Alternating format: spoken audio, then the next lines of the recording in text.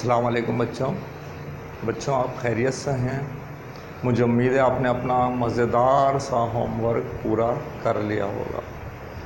مزیدار سا اس لیے کہ آپ کو اپنے آس پاس کے لوگوں سے معلوم کرتے ہوئے ایک حیرت انگیز بات کچھ اور سامنے آئی ہوں گی، وہ یہ کہ کچھ لوگوں نے وہ سکے آج تک سنبھال کر رکھے ہوئے ہوتے ہیں۔ وہ ان کے پاس ایسے یادگار کے طور پر یا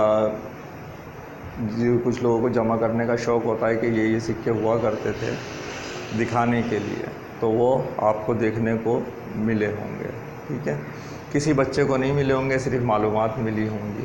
صحیح ہے، تو یہ تو تھا ہمارا ہوم ورک۔ اب ہم اپنا سبق اس سے آگے جو ہمارا تاریخی سبق چل رہا ہے وہ پڑھنا شروع کریں گے۔ تاریخ بیان کی جا رہی ہے، یہ سکہ کہاں کہاں ہوتا ہوا گزرا ہے اور اب کہاں زمین پر گر گیا تھا، جو ڈاکوؤں نے وہاں چھوڑ دیا تھا، نظر نہیں آیا تھا۔ اس سے پہلے میں آپ کو ایک تھوڑی سی معلومات پڑھ کر سنا دیتا ہوں۔ پیسہ ایک سکہ ہوتا تھا، تانبے سے بنتا تھا۔ اس سے بڑے سکے کا نام روپیہ ہوتا تھا، جو چاندی کا ہوتا تھا۔ سب سے بڑی اشرفی ہوتی تھی جو سونے کی ہوتی تھی۔ بعد میں انگریزوں کے زمانے میں چاندی کے روپیوں کے بجائے بھی معمولی دھاتوں کے سکے بننے لگے۔ اشرفی کی جگہ کاغذی نوٹ رائج ہو گئے۔ اب پیسہ نہیں ہوتا، صرف روپیہ اور نوٹ ہوتے ہیں۔ اس زمانے میں جو صرف اشرفی کی مالیت تھی کہ بھائی سونے کی اشرفی ہے تو اتنے کی ہے، چاندی کی ہے تو اتنے کی ہے۔ سونا چاندی جب مہنگا ہونے لگے تو پھر دھاتوں کا استعمال ہو اور دھاتوں پہ مالیت لکھ دی جاتی۔ آج بھی ہمارے پاس جیسے مالیت لکھی ہوتی ہے، چاہے وہ سکے ایک ہی دھات کے کیوں نہ ہو۔ اب یہ طریقہ رائج ہے اور بڑے نوٹوں کے لیے کیا ہے، ہمارے پاس کاغذ کے نوٹ آ گئے ہیں۔ وہ بہت ساری جگہ تو سکے ہی ختم ہو گئے ہیں، صرف نوٹ رہ گئے ہیں۔ ایک روز گرمی کے موسم میں کوئی سوار اس راستے سے آیا اور درخت کے نیچے دم لینے بیٹھ گیا۔ اس کی نگاہ مجھ پر پڑی تو اس نے مجھ کو اٹھا کر کمر میں باندھ لیا اور اس طرح 7 سال کے بعد میں پھر شہر میں آیا۔ یعنی کہ اب جو تاریخ بیان ہوگی وہ اس کے 7 سال مزید آگے آ کر ہے۔ یہ سپاہی ہندو تھا۔ کچھ دنوں کے بعد اس نے ایک صراف سے اشرفیاں لیں اور میں روپیوں پیسوں کے ساتھ صراف کے گھر پہنچا۔ صراف کس کو کہتے ہیں؟ سونار، جو سونے چاندی کی چیزیں بناتے ہیں، ان کو کیا صراف کہتے ہیں آپ۔ صراف نے مجھ کو دفن کر دیا اور میں 400 برس برابر زمین میں گڑا رہا، کیونکہ صراف مر گیا تھا اور اس نے کسی کو اپنے مال کی خبر نہ دی تھی۔ وہ صراف پانی پت میں رہتا تھا۔ 400 سال کے بعد جب نادر شاہ ہندوستان پر چڑھ آیا اور پانی پت کے میدان میں محمد شاہ کی فوج سے اس کا مقابلہ ہوا تو زمین ہموار کرنے میں وہ دیگچہ نکل آیا جس میں بند تھا۔ چوبداروں نے یہ روپیہ بانٹ لیا اور میں ایک ایرانی چوبدار کے ہاتھ آیا۔ نادر شاہ دہلی پہنچا۔ چوبداروں نے مجھ کو بازار میں دینا چاہا مگر کسی دکاندار نے مجھ کو قبول نہ کیا اور کہا یہ پرانا سکہ اور اب اس کا چلن بند ہے۔ میں اس کی جیب میں تھا کہ ایک دہلی والے نے چوبدار کو مار ڈالا اور اس کی جیب میں سے مجھ کو نکال لیا اور گھر لے گیا۔ دوسرے دن وہ شخص بھی نادری قتل عام میں مارا گیا اور اس کے گھر میں آگ لگائی گئی، جس میں بھی جل کر کالا ہو گیا اور کئی برس جلے ہوئے انبار میں پڑا رہا۔ آخر کار ایک شخص نے مکان بنوانا چاہا تو میں ایک بیلدار کو مل گیا اور اس نے بیلدار کھدائی کرنے والا اس کو مل گیا۔ اس نے مجھ کو اپنی بیوی کو دے دیا۔ بیوی نے مجھ کو چولہے کے سامنے دفن کر دیا جہاں اس کے اور بھی روپے دفن تھے۔ چند روز کے بعد یہ میاں بیوی مر گئے اور میں چولہے کے سامنے 100 برس تک دفن رہا۔ اس کے بعد دہلی میں سپاہیوں کا غدر ہوا۔ یہ دیکھیں یہ کتنے سال کے بعد کس کا زمانہ آیا، کب کس کا زمانہ تھا۔ یہ جو دراصل دفن رہا 400 سال بعد نکالا، 100 سال بعد نکالا، 100 سال بعد جب یہ نکل کر آ رہا ہے تو غدر پڑا ہوا ہے، 400 سال بعد نکلا ہے، نادر شاہ کا زمانہ ہے۔ اس کا مقصد یہ جو عرصے ہیں تاریخ کے اس کو گنوایا جا رہا ہے یہاں پر، اور اس کے فروغ کم ہونے کے بعد ختم ہونے کے بعد دہلی کے بعض محلے کھودے گئے تو میں بھی کھود کر نکل آیا اور ایک مسلمان مزدور نے مجھ کو پایا۔ اس نے چاندی کے سکے تو فروخت کر دیے اور مجھ کو ایک تعویذ سمجھ کر بچے کے گلے میں ڈال دیا، کیونکہ اس نے مجھ پر عربی خط دیکھ کر خیال کیا تھا کہ میں بہت متبرک عزت والا۔ 10 برس تک میں اس کے گلے میں رہا، اور جب وہ بچہ ہوشیار ہو گیا تو اس نے ایک دن مجھے چنے والے کو دے کر چنے خرید لیے۔ چنے والے کے پاس مجھ کو ایک لکھے پڑھے مسلمان نے دیکھا اور 1 روپیہ میں مجھ کو خرید لیا۔ یہ مسلمان گھر میں آیا اور مجھ کو ہاتھ میں لے کر کہنے لگا، اے پیسے، ذرا منہ سے بول، تو نے دنیا میں کیا کیا انقلاب دیکھے، تو کہاں رہا، تجھ پر ایک اسلامی شہنشاہ کا نام کندہ ہے جو بڑا طاقتور اور شان و شوکت کا جہاندار تھا، اس کے نام سے تیری عزت تھی، تو اسلامی سکہ کہلاتا تھا، مگر آج وہ تیرا مالک خاک میں پڑا سوتا ہے، آج اس کی حکومت کا کہیں نام و نشان بھی نہیں۔ آہ، میں اس تغلق کی اولاد ہوں، لیکن نامراد و برباد ہوں۔ اب تجھ جیسے حرفوں کا چلن نہیں رہا، اب تو ہم لوگوں کی ایک پرانی نشانی کہلائے گا۔ اب بازار میں مٹھی بھر چنے بھی تیرے عوض کوئی نہ دے گا۔ دیکھ، یہی ہمارا حال ہے کہ نسل کے شاہ ہیں، خلف ذی جاہ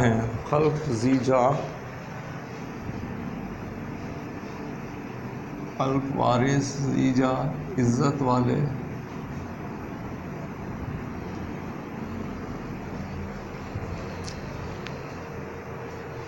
مگر انقلاب ایام کے ہاتھوں تباہ ہیں۔ یہ کہہ کر وہ مسلمان بہت رویا اور مجھ کو چومتا رہا، آنکھوں سے لگاتا رہا۔ چند روز میں اس کے پاس رہا، لیکن ایک دن بازار میں اس نے دیکھا کہ ایک امریکن پرانے سکے خرید رہا ہے اور بڑی بڑی قیمتیں ان سکوں کی دے رہا ہے۔ میرے مالک نے بھی مجھ کو جیب سے نکال کر اس کو دکھایا۔ امریکن نے میری خرید منظور کر لی اور 10 روپے میرے عوض اس کو دینا چاہے۔ میرا مالک بہت مفلس تھا، اس کو روپے کی بہت ضرورت تھی، مگر اس نے کہا، نہیں، میں اپنے ملک کی یادگار تجھ کو نہ دوں گا، خاکہ کروں گا۔ اپنے آثار قدیمہ کو، پرانی چیزیں جو ہوتی ہیں اسے کہ آثار قدیمہ کو اپنے پاس سے جدا نہ ہونے دوں گا۔ امریکن یہ جواب سن کر چپ ہو گیا۔ وہاں بہت لوگ کھڑے ہوئے تھے اور اس قصے کو انہوں نے سنا تھا۔ جب میرا مالک گھر آنے لگا تو ایک جیب کترے نے مجھ کو مالک کی جیب کتر کر نکال لیا، کیونکہ وہ اس کی اہمیت سن چکا تھا، اور اس امریکن کے پاس لے جا کر فروخت کر ڈالا۔ امریکن مجھ کو لے کر اپنے ملک میں لے گیا اور ایک عجائب خانے میں مجھ کو رکھ دیا، آثار قدیمہ کے پرانے سکوں کے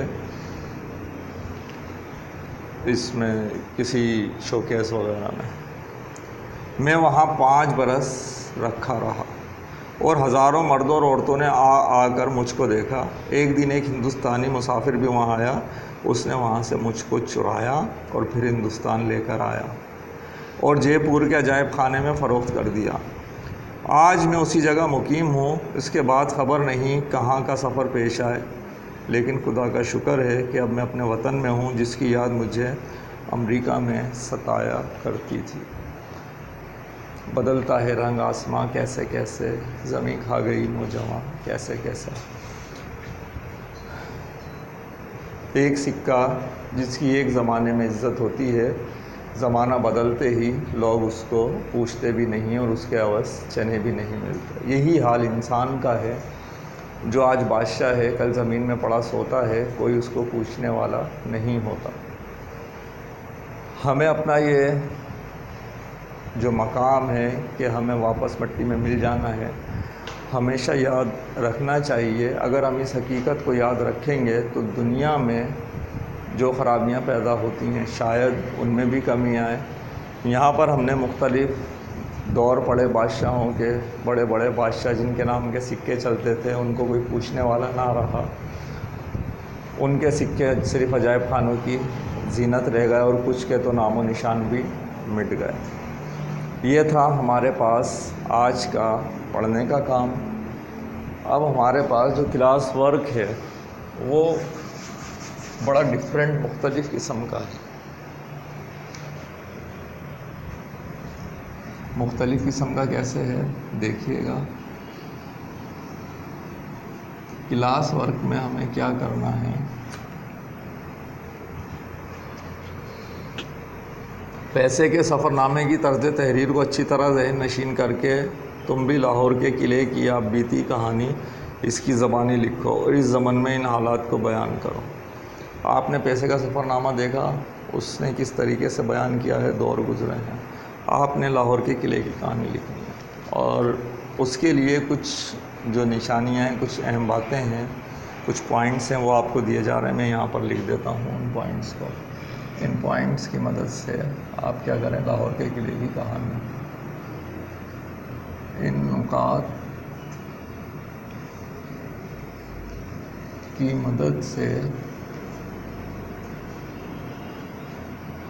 لاہور کے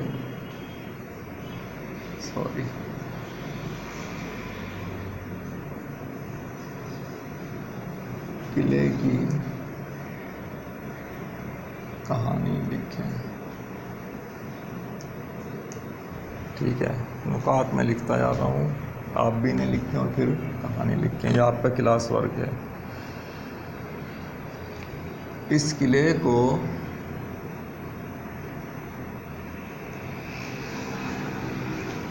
شہنشاہ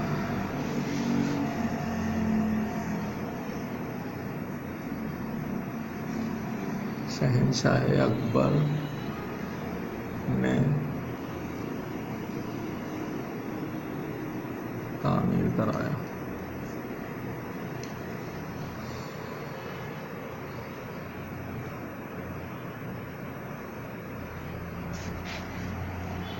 دوسرا پوائنٹ،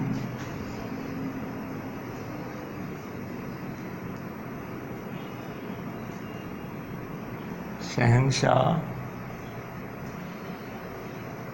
جہانگیر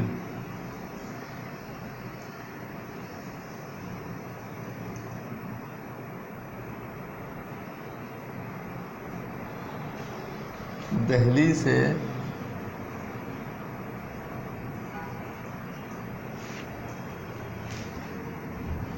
کشمیر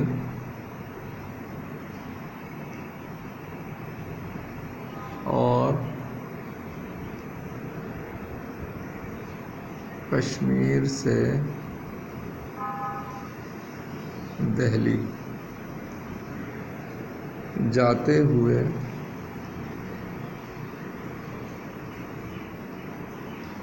یہاں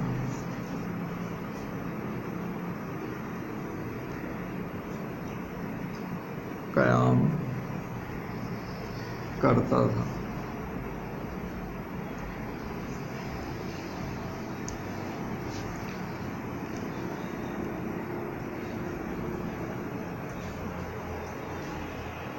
تیسرا جو آپ کو نقطہ دیا جا رہا ہے وہ ہے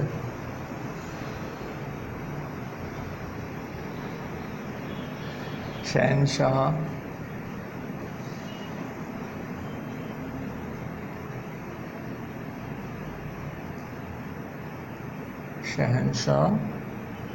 شاہجہاں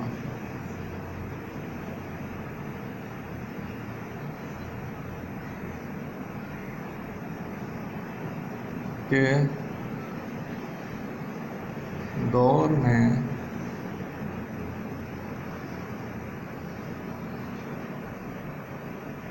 یہ لاہور کے حاکم کا محل بن گیا۔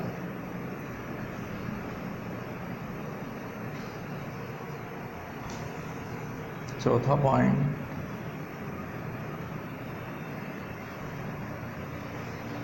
اورنگزیب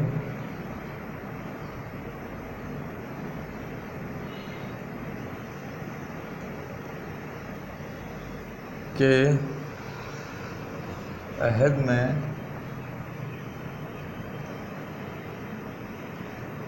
یہ قلعہ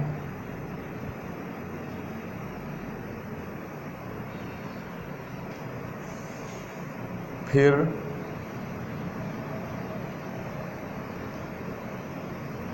شاہی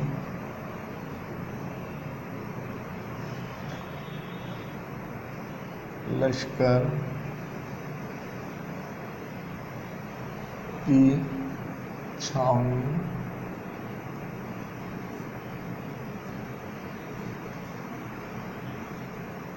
کے طور پر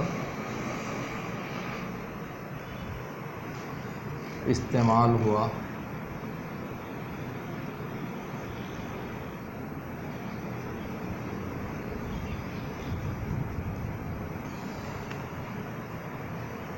یہ پوائنٹ لکھ لیے، میں مٹا رہا ہوں، اور پوائنٹ لکھنا ہے مجھے۔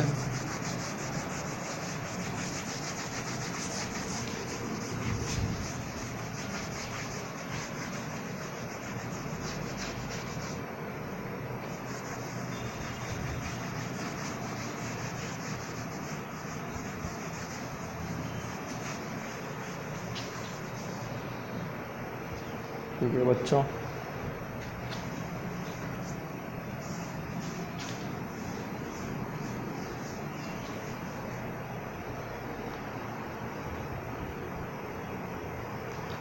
اس کے بعد اتنے ہم 4 لکھ چکے تھے نا۔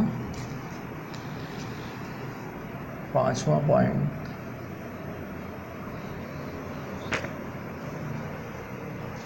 کچھ زمانے کے بعد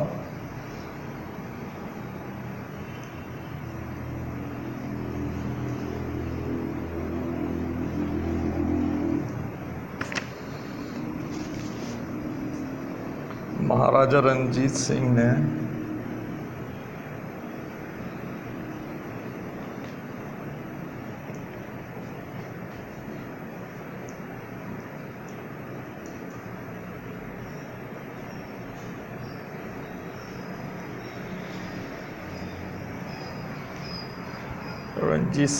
اسے اپنی سکونت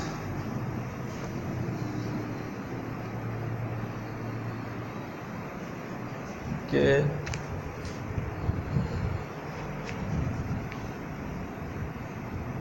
لیے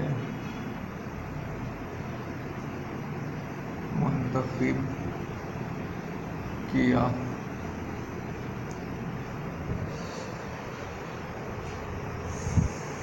اس کے بعد 6واں پوائنٹ ہے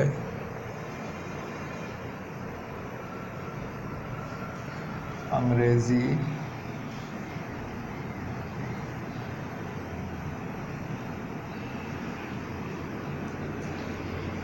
دور حکومت میں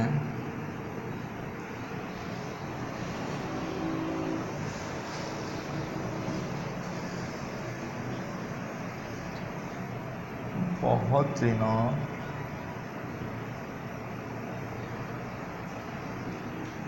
یہ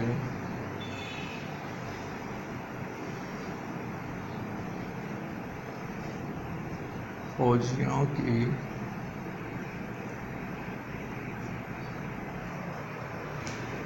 قیام گاہ رہا۔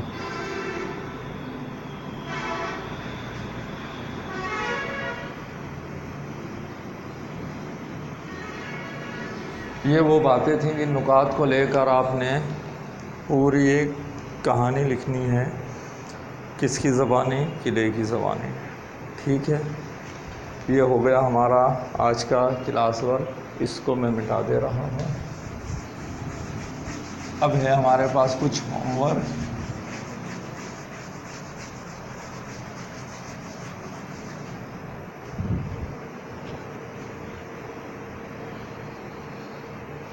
آپ نے اس سبق میں ان کرداروں کے نام لکھے ہیں جن کے پاس یہ سکہ گیا تھا اور انہوں نے اس کو استعمال کیا تھا. ٹھیک ہے، ہمیں کیا کرنا ہے، ہمیں وہ کردار لکھنے ہیں اور انہوں نے اس سکے کو کیسے استعمال کیا. تو یہاں پر مجھے نمبر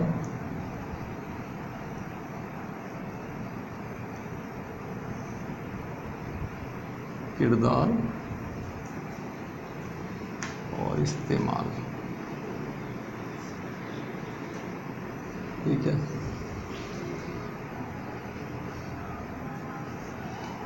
جیسے کہ مثال ہے، پہلا کردار کس کے پاس گیا ہے، عمران بھائی، یا اس سے پہلے اگر آپ دیکھیں تو گیا تھا فقیر کے پاس، جو اپنے بچوں کے لیے لے کے گیا تھا اور اسے روٹی چاہیے تھی. تو اب اس نے یہاں کیسے استعمال کیا، اگر اسی کا ہم دیکھ لیں تو اس نے کیا کرا تھا، پانی میں ڈالا تھا اور کسائی کو دے دیا تھا.